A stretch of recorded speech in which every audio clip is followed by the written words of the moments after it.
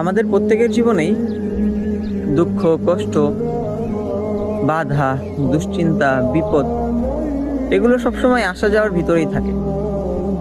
আর নবী করিম সাল্লাল্লাহু আলাইহি ওয়াসাল্লাম যখন নাকি দুশ্চিন্তা, দুঃখ, কষ্ট অথবা বিপদের মুখে পড়তেন, তখন তিনি একটা দোয়া করতেন।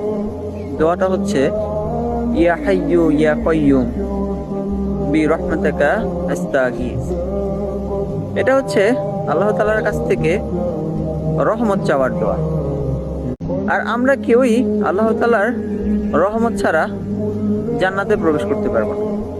আর আমরা যতদিন দুনিয়াতে বেঁচে আছি ততদিন কিন্তু আমাদের দুঃখ, কষ্ট, বাধা, বিপত্তি এগুলা চলমান, এগুলা আসবে আর যাবে। তাই আমরা এই দোয়াটাকে আমাদের দৈনন্দিন জীবনের আমলে আনতে পারি। আমরা মোনাজাতে এই দোয়া করতে পারি, ইয়া হাইয়ু ইয়া কাইয়ুম বিরহমাতিকা আস্তাগীথ। আমরা এটা জিকির হিসাবে ব্যবহার করতে পারি। আমরা 5 ওয়াক্ত নামাজের পর পড়তে পারি। যখন মনে হয় আমরা বিপদে পড়বো বা বিপদে আছি বা আমাদের দুশ্চিন্তা, তখন আমরা এই আমলটা করতে পারি। তো আল্লাহ তাআলা আমাদেরকে এই আমলটা করার তৌফিক দান করুন। আমিন।